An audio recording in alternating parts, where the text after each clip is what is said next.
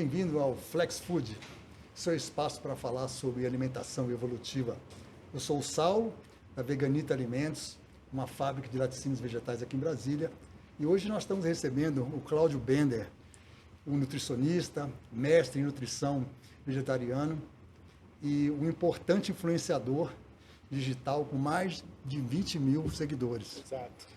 Eu tenho acompanhado o trabalho do Cláudio e eu tenho certeza que o que ele vai falar hoje para a gente é de grande impacto, porque além de ser estudioso e didático, ele tem uma abordagem sobre esse tema que é bem interessante e instigante. Então, Cláudio, seja muito bem-vindo, muito obrigado pela sua presença. Prazer vir aqui, Saulo. Vamos lá, vamos começar essa conversa. Vamos começar a falar sobre alinhamento. Tem muita confusão de palavras, vegetal, vegano. Então, só uma apanhada assim pelo seu estudo, né? Só para a gente entrar na mesma página, todo mundo, por favor. Tá, beleza. Então, assim, a gente tem... As pessoas ficam confusas com esses termos mesmo, né? Sim. O que é vegetariano, o que é vegano. Vegetariano, quando a gente fala vegetariano, a gente está se referenciando à dieta. A dieta à base de vegetais. Vai ter muita gente que vai falar vegetariano estrito, que aí é quem só consome alimentos de origem vegetal. Às vezes a gente fala do vegetariano e consome leite ou ovos, né? O ovo vegetariano, o lacto vegetariano. E vegano vai além. É um estilo de vida. Envolve não usar produtos de origem animal, envolve vestimento, envolve até mesmo os cosméticos que você usa. Então, geralmente a gente fala vegetariano para dieta, vegano para o estilo de vida, mas esses termos eles se confundem, eles se mesclam no dialeto, né? E fala então da sua trajetória, né? Como é que você chegou nesse patamar que você está hoje? Como é que começou? Enfim, conta um pouquinho aí do fio. Eu acho que essa história, Saulo, começou em 2014, Aham. quando eu, muito interessado em musculação, fisiculturismo, resolvi fazer nutrição. E ali, no começo, como todo mundo na época, acreditava que eu precisava de muita proteína e alimentos de origem animal em geral. Então a dieta, até então, era muito centrada em carne, frango, ovos, leite, de forma sistemática ao longo do dia. Que, de novo, é um entendimento que a gente tinha na época e existe um forte incentivo da indústria em volta dessa ideia também. Conforme eu fui estudando e aprendendo mais, eu fui naturalmente transitando para uma dieta que abraça mais frutas, vegetais, ao ponto de que em 2018, quando eu me formei, a minha dieta já era quase que à base de vegetais. Eu fui reduzindo, eu fui aprendendo mais e percebendo que os alimentos de origem vegetal também contêm proteína, de que a gente não precisa de tanta proteína assim. Fui tendo mais resultados, até que em um momento eu assisti um documentário, para mim foi um documentário que se chama Cowspiracy, que é um documentário que fala sobre toda a, vamos dizer assim, o problema que é a indústria da carne, e aquilo mexeu muito comigo. Depois teve um documentário, uns anos depois, com o DiCaprio, que ele fala sobre os impactos ambientais. Isso me moveu. Em 2018 eu me tornei vegetariano, quer dizer, voltando aos nossos termos, né? Eu consumia leite e ovos, mas eu excluí carne, frango e peixe da minha dieta. E em 2020, finalmente eu me tornei vegano, dessa vez morando no Canadá. Lá era mais fácil, lá eu tinha mais acesso a produtos em geral e foi mais tranquila essa transição. E aí em 2020, final de 2020, voltando ao Brasil, já era vegano. Então foi uma transição muito natural, que veio de conhecimento, mas também veio de uma vontade minha também, dessa questão dos impactos ambientais, né? Perfeito. Antes de a gente começar, você tinha falado sobre a questão do estudo, né? Você estudou muito, né, Cláudio? E se diz, a gente não estudou o suficiente, a gente não sabe o suficiente. Então, por isso, na verdade, tem uma série de mitos, né? Queria que você pontuasse isso, porque a falta de conhecimento, a falta de estudo gera essa especulação, né? O que você poderia falar sobre isso, né? Quais são os grandes mitos das pessoas? Começando a derrubar logo isso aí, né? Vamos lá, tem muita coisa, né? Isso é uma pergunta muito ampla, mas vou tentar responder dentro do meu entendimento. Realmente, nutrição é um tema... Primeiro que nutrição é uma ciência complicada. Nutrição não é uma ciência exata e determinista, é uma ciência que envolve múltiplos fatores. Quer dizer, pensa comigo, digamos que eu vou para a área médica e eu vou testar a eficácia ou não de um medicamento X. É muito mais tranquilo conduzir um estudo nessa linha, porque eu vou pegar um indivíduo o padrão de indivíduos iguais, digamos, homens jovens saudáveis, randomizar eles em grupos aleatórios, metade deles vão consumir o tal medicamento, metade deles vão receber placebo, uma pílula de açúcar. Perfeito. E a gente consegue determinar com muita clareza a eficácia ou não daquele composto, comparado com o placebo. Agora, na nutrição é mais complicado.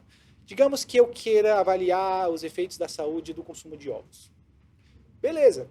Eu vou ter que pegar 2 grupos homogêneos, randomizá-los. Metade deles vão consumir ovos e a outra não. Poxa, mas aí vai ter diferença na ingesta calórica total. Porque um está consumindo mais um pouquinho de caloria devido ao consumo de ovos. Vai ter diferença na oferta de gordura saturada. Vai ter diferença na oferta de colesterol. E aí fica muito difícil de eu controlar essas variáveis. Aí eu vou tentar no outro grupo, então, introduzir gordura saturada ou colesterol. De repente eu perdi a diferença da minha intervenção. Nutrição é complicado por causa desse conceito básico, fundamental de substituição. Na nutrição, nada é simplesmente introduzido. Algo é sempre substituído por outro algo. Quer dizer, se eu retirar ovos, eu tenho que substituir por alguma coisa. Então, sempre vai ser ovos comparados com o quê? E aí já começa uma confusão. Porque se eu comparar ovo com carne vermelha, vai ficar parecendo que ovo é muito saudável. Eu vou ver melhoras em vários padrões de saúde. Porque a carne vermelha é um alimento bem complicado. Agora, se eu comparar ovos, digamos, com tofu, aí eu já vou começar a ver que ovo não é tão legal assim. Esse conceito fundamental de comparação é muito determinante na ciência da nutrição.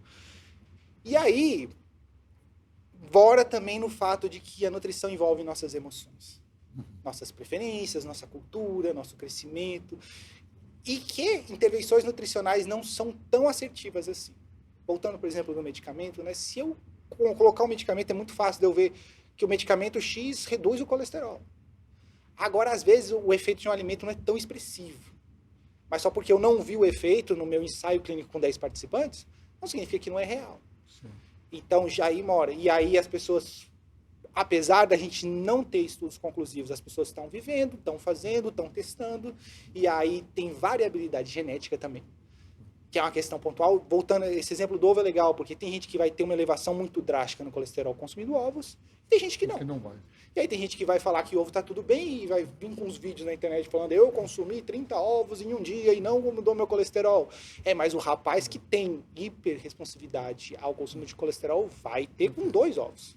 Cláudio, você fala que nutrição é complicado, você que estudou tanto, já é mestre, você imagina pra gente, né? Então, assim, vamos tentar aqui, eu estou pensando em 2 coisas que me chamaram a atenção agora, elas não são antagônicas, mas são bem diferentes e específicas. De um lado, emagrecimento saudável, né, dentro da sua dieta de veganismo. De outro lado, ganho de massa muscular.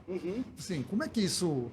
Fala um pouquinho sobre esses 2 pontos, assim, né? Como é que você emagrece comendo isso e como você pode ganhar massa muscular, né? Tá. Emagrecimento talvez seja o maior objetivo da nutrição. Assim, eu posso dizer com um certo nível de certeza que mais de 90% de quem me procura quer emagrecer. Né? É categórico porque é um problema da nossa população. Aqui no Brasil, mais de 50% da população sofre com sobrepeso ou obesidade. Isso é uma realidade mundial hoje. E existe, claro, uma forma saudável de fazer isso. Existem formas não tão saudáveis de fazer isso. A gente pode emagrecer de múltiplas formas, Saulo. A gente consegue emagrecer restringindo calorias. Basicamente é isso. Então, eu posso restringir gordura, mas eu posso restringir carboidrato, mas eu posso restringir proteína, eu posso restringir calorias como um todo. E aí, vai ter indivíduo que vai consumir só carne, um advento de uma dieta que a gente tem hoje, a dieta carnívora, e ele vai emagrecer. E a perda de peso vai gerar uma série de benefícios à saúde a curto prazo. Só me permite só um parênteses, porque você postou alguma coisa sobre ganho de peso em função da carne. E agora você está falando que ele come carne, mas você também fala sobre isso, né? Que existe uma probabilidade, enfim, existe alguma coisa, um estudo que mostra que ganho de peso em função da carne, né? Esse estudo é o estudo EPIC, que é o estudo que foi conduzido na Europa, é um estudo que foi conduzido na Inglaterra, mas também teve ramificações em outros países da Europa. Esse é um dos estudos mais importantes no meio da nutrição, principalmente na nutrição vegetariana, porque recrutou um grupo muito extensivo de participantes. Eu estou falando de centenas de milhares de pessoas. Então, é uma referência para nós no meio, né? E esse estudo, uma das ramificações do estudo EPIC, observou quais alimentos são associados com ganho de peso ou perda de peso. E eles encontraram alguns que são óbvios para nós, tipo, bebidas açucaradas são associadas com ganho de peso. claramente. E frutas e vegetais são associados com redução de peso. Grãos integrais também. Muita gente até não acredita nisso, né? Porque acha que carboidrato... Não. Na prática, parece causar perda de peso se for grão integral. Mas o que é interessante desse estudo em especial, que foi conduzido com... Eu não lembro o número exato, Saulo, acho que foram 17 mil participantes, mas é um número bem extensivo de pessoas. O único alimento natural que causou ganho de peso foi carne vermelha e frango. E aí fica um pouco confuso, né? Poxa, caramba, a maioria das pessoas, eu acabei de falar, né? Sim. Centralizam a dieta nesses alimentos buscando emagrecimento. Onde é que mora essa história? Isso gerou toda uma polêmica. Na época, esse estudo foi publicado em 2010. Logo depois, a indústria da carne gerou uma resposta. Eles publicaram um estudo respondendo ao resultado do EPIC, falando, não, mas pode ter sido o ganho de massa muscular. Eles ganharam peso porque ganharam massa muscular. Pois os autores fizeram uma resposta à resposta deles. E essa resposta, eles foram além, eles aferiram outras coisas, como a circunferência da cintura. Eles chegaram até um número. Consumir 250 gramas de carne por dia aumenta a circunferência da cintura em 2,5 centímetros, na média, dessa população. Por que isso? Poxa, provavelmente porque esses alimentos têm uma alta densidade calórica. Então eu te falei, você consegue emagrecer com qualquer dieta, desde que você consiga restringir calorias. Então se você acaba consumindo mais calorias do que você devia, fica difícil de emagrecer. Daí talvez essa explicação. E agora vamos falar da questão do músculo, ganho de massa muscular, né? Que você é especialista também, né? Sim, essa talvez seja a minha maior especialidade, né? Eu tenho uma pós-graduação em fisiologia do exercício. Perfeito. E eu vivo a musculação, assim, que eu levo a sério tem 10 anos, mas tem 20 anos que eu malho. E ganhar massa muscular é também um objetivo bem comum das pessoas em geral, né? E aí você falou, né, emagrecimento saudável, a gente tem que pensar em ganho de massa muscular saudável também, porque só porque você está ganhando massa muscular não significa que isso é saúde. As pessoas não tem muita confusão nisso aí. É porque se a gente pega um indivíduo que tem sobrepeso, obesidade, e consegue reduzir o percentual de gordura e aumentar a massa muscular, é óbvio que ele vai ter melhoras de saúde. Mas não significa que ganhar massa muscular é absolutamente saudável em qualquer contexto. Existem situações onde, conforme você vai ganhando mais massa muscular, você vai acelerando um processo degenerativo que a gente conhece, que a gente chama de envelhecimento. Que é muito custoso manter um grande volume de massa muscular, você vai ter que consumir muitas calorias, você vai exigir muito do seu sistema gastrointestinal. Então, até onde dá para ir, né? Até onde dá para empurrar essa linha. Eu falo por experiência, eu tenho um bom volume de massa muscular e eu consumo 3.000 calorias por dia e não é moleza fazer isso. E se eu ganhasse mais, eu não sei até que ponto seria sustentável e saudável a longo prazo, esse elevado consumo calórico. Então, existe uma minúcia aí, um meio termo. E aí, as pessoas acham que precisa de carne, de frango, de peixe para ganhar massa muscular. Pois é, esse é um ponto. Isso tem a ver com proteína. Eu te fiz essa pergunta antes da gente começar e a sua resposta foi realmente impressionante. Queria que você repetisse isso para a nossa audiência, porque as pessoas, eu vou parar de comer carne e vou tirar a proteína da onde? E eu preciso de muita proteína, e tem vários exemplos. A pessoa parou de comer carne, ficou isso, ficou aquilo, enfim. Fala um pouquinho sobre a questão da proteína também, isso é muito importante, Cláudio. Sim, o entendimento é que a proteína, as pessoas consomem muito mais proteína do que elas precisam. Isso é fato. E existe uma intenção da indústria de vender essa ideia, que a gente precisa de muita proteína. A indústria que eu estou falando é a indústria de suplementos. É a indústria que vende produtos, principalmente whey protein, né? E essa indústria paga muito estudo para convencer o público de que a gente precisa de mais proteína do que a realidade. Mas a maior instituição de saúde do mundo, a OMS, tem um posicionamento. E o posicionamento são 0,8 gramas de proteína por quilo de peso. Que é bem menos do que as pessoas pensam. A média do peso da população é 70 quilos. Se você fizer os cálculos, dá 56 gramas de proteína por dia. É muito pouco. É muito pouco. Para você ter uma ideia, Saulo, na cidade de São Paulo, a média de consumo de proteína é 1,6. Isso é a média. Não são pessoas que necessariamente estão na academia. O dobro, né? Essa é a média. Eu estou me referenciando a um estudo publicado em 92. Passaram mais de 30 anos, com certeza esse valor já se elevou, ainda mais depois desse advento que a gente teve da nutrição esportiva. No Brasil, a média é 1 grama por quilo de peso. Mas o Brasil é um país continental, a gente tem regiões que sofrem com fome. Perfeito. Né? Então, o motivo é outro, né? Então, quando a gente faz a média do nosso país todo, a gente tem 1 grama. Que ainda assim a gente está observando aí suficiência proteica. E é interessante isso, a gente não observa deficiência proteica sem deficiência calórica. É muito difícil a gente diagnosticar deficiência de proteína em humanos. E a gente tem muita linha de evidência tentando fazer isso. Eu falei 0,8. Da onde é que a OMS tirou esse número?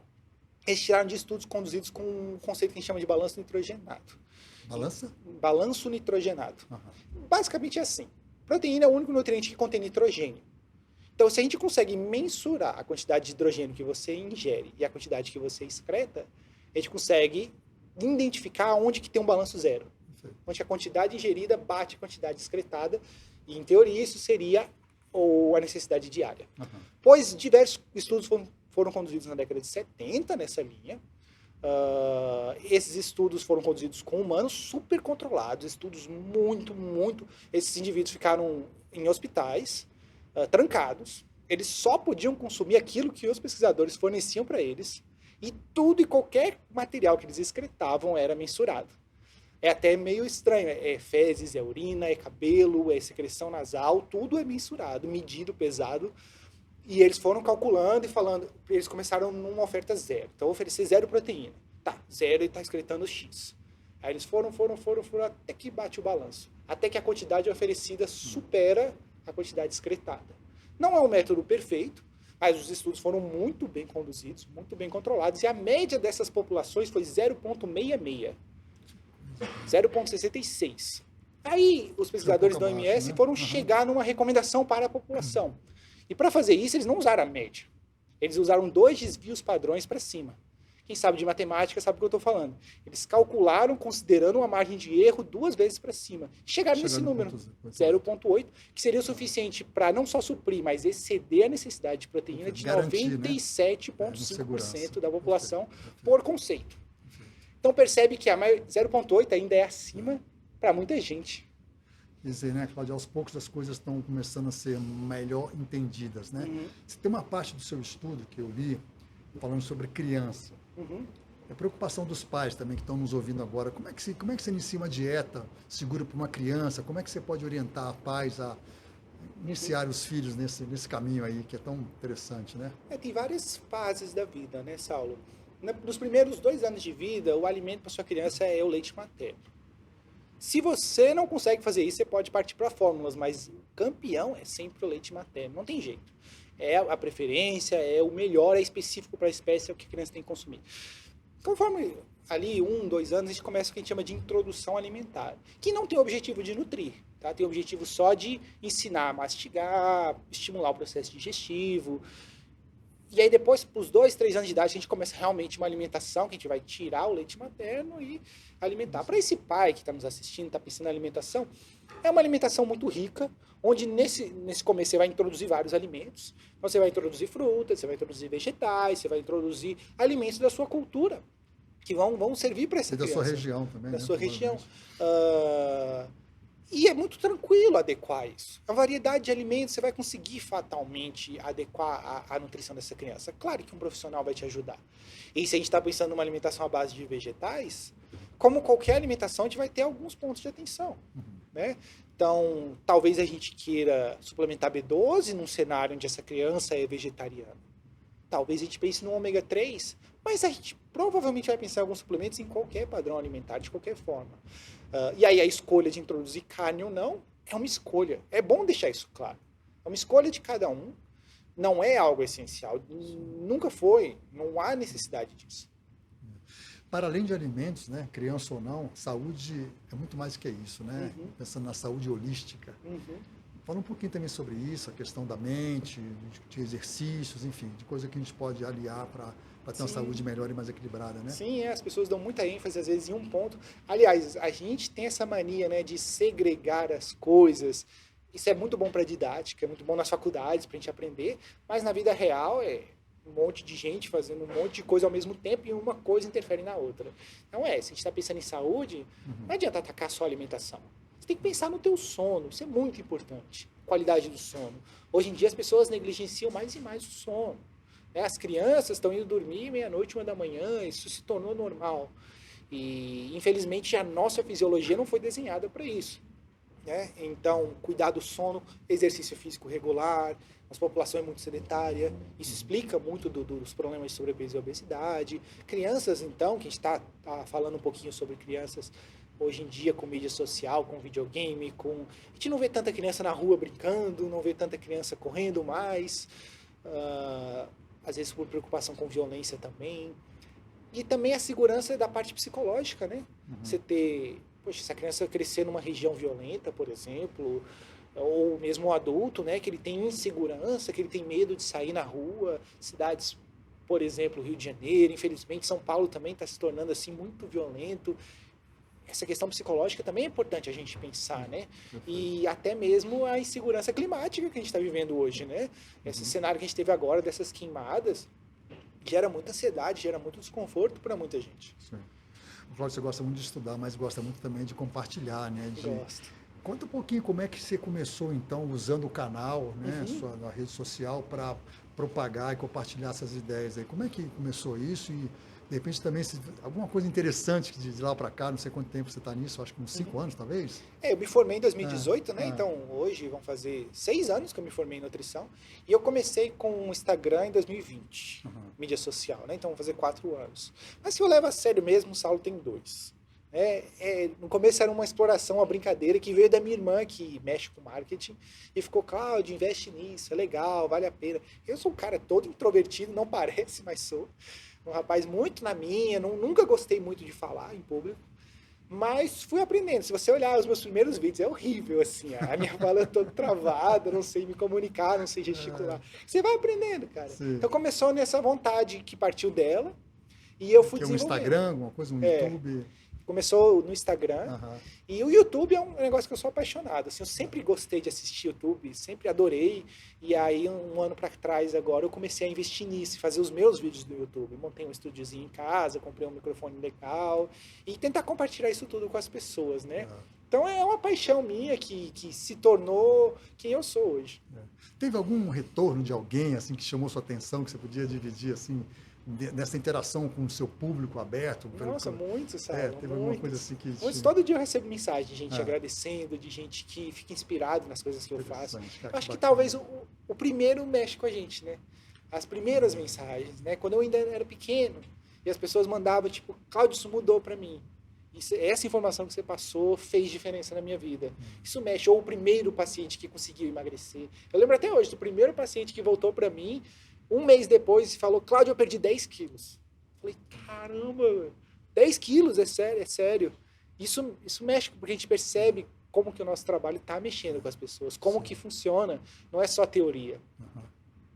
Se você fosse falar agora no seu vídeo sobre o futuro, tendências, você consegue já enxergar alguma coisa interessante? O que você vê? Como é que você vê daqui, sei lá, daqui a 5 anos? Que essas coisas parece que estão aumentando, mais gente preocupada com saúde e alimentação, né? Acho que você percebe isso também, né? Mais do que a gente.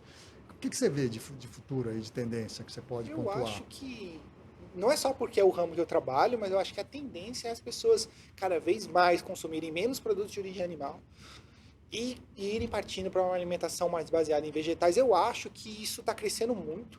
Aqui no Brasil o movimento vegetariano é grande pra caramba. Nós somos o 3º país do mundo, a gente só perde para a Índia e México, pelo menos segundo as estatísticas, né? Não são estudos tão precisos, mas o IBGE tem uma publicação que mostra que 18% da população se declara vegetariana aqui no nosso país. Isso é muita gente, estimado em 34, 36 milhões de pessoas. Eu acredito que esse número é um pouco exagerado, mas uma parcela boa da nossa população é só ir nos mercados, você vê tanto de produto vegano, como está crescendo, né? Sem dúvida. Eu acho que, a gente falou um pouquinho antes da... Antes era uma gôndola, agora é uma parte quase inteira dedicada, né? Antes era uma pequeniníssima parcela das... Quando eu comecei o curso de nutrição, Saulo, a gente fez um trabalho sobre vegetarianismo, eu lembro até hoje. E era assim... Em Brasília. Eram uns malucos aí que seguem essa dieta, é o povo aí diferente. E a gente falava, mas não dá para adequar a proteína, mas vai ficar deficiente em B12. E hoje é uma realidade. E o profissional que não se atualizar, ele vai perder, porque... de 10 pacientes que te procuram, pelo menos 1, 2 vão ter interesse numa alimentação vegetariana. Hoje é comum. Vamos pegar esse ponto aí. A pessoa que está ouvindo a gente, quer iniciar, uma dica, como é que você inicia? O que você faz? Você começa a ler, você começa a ouvir os vídeos do Cláudio no YouTube? Ver meus vídeos Dá é uma olhada. legal. Ver meus vídeos no YouTube é uma boa, é legal, é é. bacana. O que dá para fazer, que dá para pensar? Eu diria, para você que está assistindo a gente, está pensando em iniciar na alimentação, ler bastante é legal, mas você vai encontrar muita desinformação na internet, né? Não tem jeito, é inevitável. Então, diversifique essa tua leitura, ou assistir vídeos. É legal, pô, ir no YouTube e ver canais como o meu, ou de outros profissionais, mas não assiste um só, não. Uhum. Porque nutrição é complicado, você vai encontrar várias linhas de opiniões de profissionais. Entenda que opinião de profissional não é fato científico, é só uma opinião, um posicionamento, né? E aí, tenta ter um pouco de discernimento. Esse profissional está citando estudos? Esse profissional está trazendo alguma informação que é factual ou ele só está falando da cabeça dele? Outros profissionais concordam com esses pontos de vista dele ou ele está falando algo muito diferente? Porque você tem que ter ceticismo nessa área que é muito dinâmica. E aí, eu diria também buscar um bom nutricionista. É bom, é importante. Alguém que você confia, que vai te orientar nesse universo de desinformação que a gente vive hoje. Perfeito. O Cláudio, eu gosto muito de responder a pergunta por quê. Né? Você acabou de falar da dica, né, como é que inicia, mas por quê? Uma questão de inspiração. Por que a pessoa faria isso? Né? Qual é que ela inspira por quê? Qual seria a sua Eu diria visão sobre que isso? se cuidar, né? Cuidar da sua saúde, cuidar de você, pensar no seu futuro. A alimentação é muito determinante na nossa saúde. Talvez o fator mais determinante de todos esses da nossa visão holística, né? Exercício físico é legal, mas sozinho não vai resolver a tua vida. Você pode correr na esteira até amanhã que você não vai ser magro se a sua dieta for inadequada. Dormir é muito importante, mas só dormir bem não vai resolver se você é sedentário e come mal. Agora a dieta sozinha vai ter impactos profundos na sua saúde. Então pensar, e não... Uma vez eu conversei com uma garota no encontro, enfim, que ela falou, eu não quero isso pra minha vida, não. Vou sofrer, vou restringir o que eu gosto de comer o resto da minha vida. Aí eu respondi pra ela, bem assim, até hoje eu lembro. Eu falei, mas você sabe que o final de vida é bem sofrido, né? Aí ela ficou, como assim? Você sabe que diabetes não é gostoso. Dói. Você sabe que você vai ter que ir para o hospital, que a sua chance de uma doença renal é muito maior. Você sabe que o final de vida de hemodiálise é terrível. Você sabe que ficar monitorando a glicemia e ter sintomas não é nada agradável. Tem gente que tem que amputar o pé, tem um monte de sintoma de diabetes não tratada. É um final de vida horrível. Eu que tive que fazer estágio em hospital, impressionante como a gente vê diabético que não trata e acaba tendo que ter amputação de membros, essas coisas. Doença cardiovascular é horrível, é trágico. Ninguém quer ver o pai morrendo com 60 anos de um infarto. Câncer, então, nem se fala. Então, pensando não só em... porque a gente pensa em saúde, a gente pensa num negócio muito... Eu acho que, acima de tudo, é qualidade de vida. Pensando, principalmente na terceira idade. Que hoje a gente realmente aumentou a nossa expectativa de vida, né, comparado com anos atrás. Mas esses 10, 15 anos que a gente vive a mais, a gente está vivendo hospitalizado, a gente está vivendo com condições de saúde. Então, chegar lá e prevenir essas condições não é só para você viver mais tempo, mas para você chegar lá fazendo as suas coisas, tendo independência, se sentindo bem. Isso é muito importante. Eu acho que isso motiva uma pessoa a crescer e ir longe. Perfeito. Cláudio, queria te agradecer muito. Realmente, você está dando um presente para a nossa audiência. Foi muito bom falar com você. Você tem conteúdo estudioso. Parabéns por isso, viu? Não, que legal. Fique à vontade, pode voltar quando quiser. Eu que agradeço, Saulo. Espero ter ajudado alguém. Espero ter ajudado quem nos assistiu aqui hoje. Isso aí. É como eu falo, né, gente? O Flex Food é mais do que um negócio, né? É uma mudança de mentalidade, né? É muito bom. Obrigado pela audiência.